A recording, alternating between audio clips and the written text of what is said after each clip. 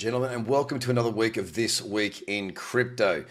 We've seen quite a lot go on in the background, but not so much in price. In a week that has been a bit of ups and downs, we've seen the market not do a great deal for the most part. However, certain industries and sectors within our digital asset space have seen gains, and my objective is to bring to you some of the news that I think is really, really important. Don't forget to like, share, and subscribe to this channel. If it's something that you really like, share it in your groups. This is all free content. We'd love you to share it around, and visit TraderCobb.com for all your crypto trading needs. Jack Dorsey. All right, let's kick off with the man with the big beard, the man behind Twitter and a big Bitcoin advocate. Jack Dorsey has put out some fairly, what would I say, fairly brutal inflationary related comments in the last week or so. Now, he's talked a lot about inflation with the USD. Of course, the USD has decoupled from the gold standard a very long time ago. And for those of you that are keeping your eyes open and looking around the markets, you'll understand that about, 40% of the US dollar that is in society right now has been printed in the last 2 years. And there is a lot to say about that, but let's stick to the article for now. MSNBC's Chris Hayes called it an incredibly revealing tweet, later suggesting it was a self-servingly motivated by Dorsey being heavily into crypto. Calling the United States' current bout of rising prices hyperinflation, Hayes said is akin to promoting an antiparasitic drug, ivermectin, as a cure for COVID-19. Wired columnist Virginia Heffernan called Dorsey's tweet insanely reckless, suggesting that someone with his reach can deliver a self-serving prophecy. And whether or not that is truthful or not, we've seen Elon Musk's tweets earlier in the year around Doge, Bitcoin, and various other cryptos, how much of an effect it does have on what is a still very new market. Of course, when Elon tweets something, it does affect the price of Bitcoin and certainly Doge. So we're coming back to their comment about a self-fulfilling prophecy. Jack Dorsey has a right to freedom of speech. Perhaps he's going to be right. Perhaps, Virginia Heffernan is right that it may become a self-fulfilling prophecy. But the problem is for those people in fiat, and the problem is for the USD, is that if this is to become a self-fulfilling prophecy, the cat's out of the bag and you can't put it back in. And I'm sure, knowing what Jack has tweeted in the past, he is more likely to double down on his Bitcoin and inflation related tweets than back away from it like Elon Musk did. Okay, the term is typically reserved. So when we talk about hyperinflation, the status here is that Cathie Wood has said the term is typically reserved for cases where inflation of more than 50% per month, which when compounded results in an almost 13,000% annualized increase. The latest US consumer price index readout was up 5.4% from a year ago, the highest rate in 30 years, but nothing like Weimar, Germany, or Zimbabwe in the 2000s. Yes, I don't think anybody is in the headspace that will see a Zimbabwe type inflationary environment. But with that being said, I know personally here in Australia where I live, we are doing the same sort of thing here. We're not seeing increases in wages. If you work for somebody, we're not seeing the increases in wages keep up with a different sort of inflation, which is the property market. Now, the American dream is to own your own house with a white picket fence. Now, our Australian dream is very much the same. With house prices in and around Sydney well over the median of $1 million, it is becoming increasingly unlikely that if you're working for somebody else, that you are able to get onto that property ladder. The property market within this country has absolutely exploded, and we have had one of the longest periods of property increase in the living world. It's quite amazing. Now, does everything always go up? No. Did we see a plateau? Yes. Have we seen a fall? Very, very small.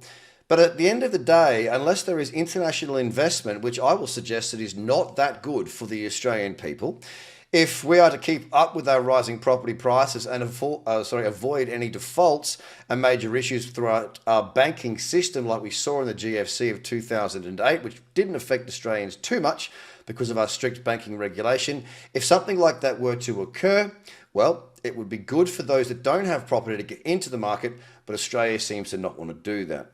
Whilst international investment has been mostly driven by China, and with APRA having closed up some of those gaps that allowed the Chinese to come in and just sort of buy everything up, it doesn't seem to have slowed our marketplace down when it comes to property.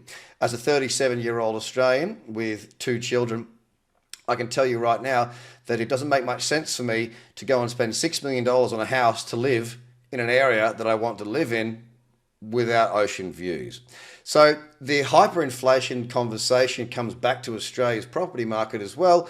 And if we did see hyperinflation come in, we've seen hyperinflation of property prices here in Australia and probably in many other areas around the world. I know Canada, for one, has also seen this, making it much more difficult for everyday people to be able to, well, get what they want. We don't want a nation full of rent payers unless you are the person collecting rent, but the majority don't want to see that. Hyperinflation is something that is very detrimental to the country's growth, and it tends to be followed by poverty, famish, and famine. We don't want to see that. The loss of trust, and this is based on the central banking system, the loss of trust challenges the incumbent financial system and is a key reason why Bitcoin, which stands as a hedge against that system's outright failure, hit new all-time highs last week and is now up 20 times since March 2020. Now, we know what Bitcoin is. We know it is not an inflationary type product. We know there is a certain amount to be mined. We know it is a limited supply. We also know that there are millions of Bitcoin that have been completely lost back in the early days. This all bodes well for us as Bitcoin holders. With interest rates at virtually zero for over a decade, the Fed and other central banks instead tried to charge up still sluggish global economy via quantitative easing. The printing of money. Printing money that purchased trillions of dollars in bonds and other assets to drive down market interest rates and keep credit flowing, i.e. keep money being spent. Now, that has its own issues in its own right. If you're a family and you look at what money is coming in and what money is going out, the US, and I'll try and find this for next week, or the week after, sorry, because I'm going away for a little while. Yay! I'll try and find I remember seeing a family document type thing where if the US economy, the central bank there, if the US was a normal family, they broke all the numbers down. And when you actually break that down, you think about your own self, you think, that would never last. You would be defaulted from the banks immediately. You would lose your house, you would lose everything.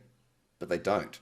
Because, well, my theory is that they've got lots of weapons, and therefore, with the USD being the currency of choice around the globe, I think that there's a lot of reluctance to really sort of, arm wrestle that person that's 17 foot and has guns all around them when you're, 5'10".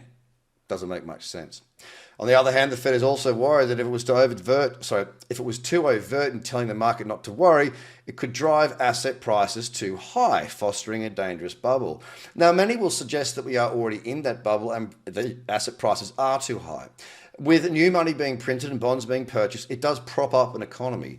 It does prop up the debt market. And what happens when the debt market is strong and equity prices are high is that people will put more money back into asset classes. Now, if that stock market does fall, and it will at some point, we have been on one of our longest ever runs without a significant blip, pullback, or bear market. We've seen spikes lower. We have not seen a bear market for many, many, many years, therefore creating more of a bubble. And the more they print money, in my humble opinion, the more catalyst, the more opportunity for a massive bubble and subsequent absolute,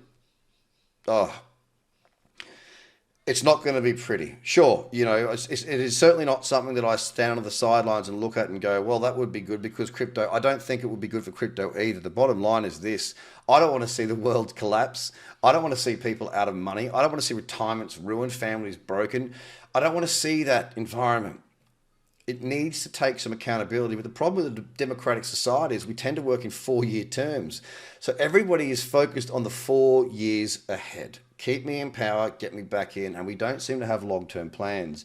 I believe that is why China has done so well in what they're doing. I'm not suggesting what China's doing is right or it's good for their people. I don't know enough about that. However, I will say that the long-term view when it comes to this sort of monetary policy certainly can have an advantage. Think about it. A group of just 12 people, this is poignant, take this on board. Think about it, a group of 12 people with discretionary power to set the monetary policy for the world's reserve currency. They have got a lot on their plate, man. A huge amount. It is the responsibility of these 12, just 12 policymakers to continue to either print or not, to set the standard, to set the interest rates. What a horrible place to be in an environment right now which does not seem to have too many answers, but a lot of questions. The Bitcoin standard. With Bitcoin, there is, in theory, no capacity for this kind of mind game to arise. We understand that. There is no uncertainty. Whether or not consumers, producers, or bond market vigilantes like it, new Bitcoins are created at a predictable rate that no one can alter, with total supply destined to top out at 21 million by the year 2040. That, for us, is all we need to know, and part of the reason why I'm involved in this space. Onto the trust element of this article. Right now, after a decade of uneven growth, where sharp asset inflation has coexisted with stagnant median incomes for the general public, what I spoke of before, we've seen products rise in prices, but incomes not keep up. We may be entering the former phase. There is a greater risk than perhaps at any time since the 1970s that trust in government leadership of the economy will drop to untenable levels. Now, I led with this story, and it's gone on for a while because it is a very, very important one for you to consider your family, your parents, your friends. Often we find ourselves lying inside of bubbles that we're comfortable and content within. What if that bubble no longer exists? You've always got to understand that there is other options, and don't be scared of facing some harsh realities. On to my home country here. Australian Securities regulator issues guidelines for crypto ETPs. On Friday, the regulator released a set of regulatory requirements for funds looking to offer crypto ETFs, including exchange-traded funds, which is an ETF, and structured products, following the months of industry consultation initiated in late June. According to the official guidance, ASIC has so far green-lighted ETPs based on major cryptocurrencies like Bitcoin and Ethereum, and expects more crypto assets to become a foundation for ETPs in the future. Quote, as at October 2021, Bitcoin and Ether appear likely to satisfy all 5 factors identified above the determined appropriate underlying asset for an ETP. We expect the range of non-financial product crypto assets that can satisfy these factors will expand over the time. That's a good thing. I will say this. It is quite difficult in Australia right now for many different businesses, mine included. I've tried to get an AFSL. It's been very difficult to get. Not that I need one at this stage, but I am trying to get one just to help with everything that we do and look forward to the future. The issue that we've had is that whilst people are willing to give an AFSL, we're struggling with getting insured for one. It's the insurance companies that are holding up the process. And whilst I don't know what their motives are, whether it just be, I don't know, so therefore too hard box, or if there is something else there, I could not say. But it has been incredibly difficult. So hopefully with these meetings around this environment, this marketplace that we are in, we start to see some doors open. In order to become a proper basis for crypto ETF, crypto assets should obtain a high level of institutional support, a mature spot market, a regulated futures market. I agree with all of that. Let us have it. That's all I ask, ASIC. Let us have it. Don't turn your backs. Good businesses, good people, good credibility, these types of things. Give us something that we can follow to adhere to the rules, because there's a lot of us that want to do that. Australian ETF provider BetaShares is also preparing to launch a crypto ETF linked to industry companies like Coinbase and MicroStrategy. The crypto ETF will reportedly start trading on the Australian Securities Exchange under the ticker CRYP this week. Better news out of the land down under. Here's one that I'm really excited about, to be honest with you. Crypto College Ivy League institution partners with Coinbase to enable digital asset payments for blockchain curriculum.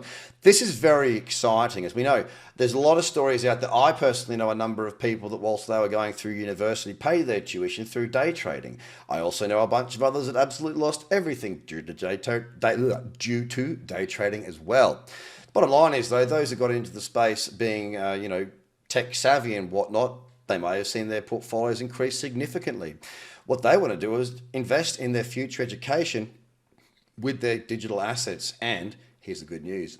Today, the Artistry Institute of Executive Education, that's a bloody mouthful, at the Wharton University of Pennsylvania announced in partnership with the crypto exchange giant Coinbase to allow students to pay for blockchain-focused curriculum. Technology professionals seeking a crash course in blockchain and digital asset economics. Students who participate in the program will reportedly be able to pay the tuition fee in cryptocurrencies, including Bitcoin, Ethereum, and USDC. Interesting. They took USDC over USDT. There's no more information on that, but interesting. A first for an Ivy League institution or US business school. And I will say this to the cows come home. I think this is a fantastic initiative from this particular university. I also think that the ability for them to recognize, and you'll see just in a moment, how much they recognize the blockchain space, Bitcoin, and cryptocurrency. Wharton professor Kevin Werbach acknowledges that crypto is here to stay. This man knows what he's talking about. Blockchain and digital assets are not going away. We hope to equip business leaders, consultants, and entrepreneurs to identify the value drivers of these innovative technologies and give them the practical understanding to build solutions. This is like, it's music to my ears, because what they're suggesting is that, yes, we may have a number of good opportunities for society to progress, business to grow, and for the young to find something that they can get their hands involved in, and we're going to back it, and we're going to accept crypto and digital asset payments. Bloody good, if you ask me. And finally, we come into this whole metaverse. Decentraland's mana up 44% as Metaverse tokens surge in wake of Facebook's Meta rebrand. Now, if you've seen any of my scans, when I go through that scan, I look at Meta on my scanning list. And I say it's Meta at a bar took her home to my mother. Because I am like that. I just say random stuff. But here is the great thing about what's happening right now.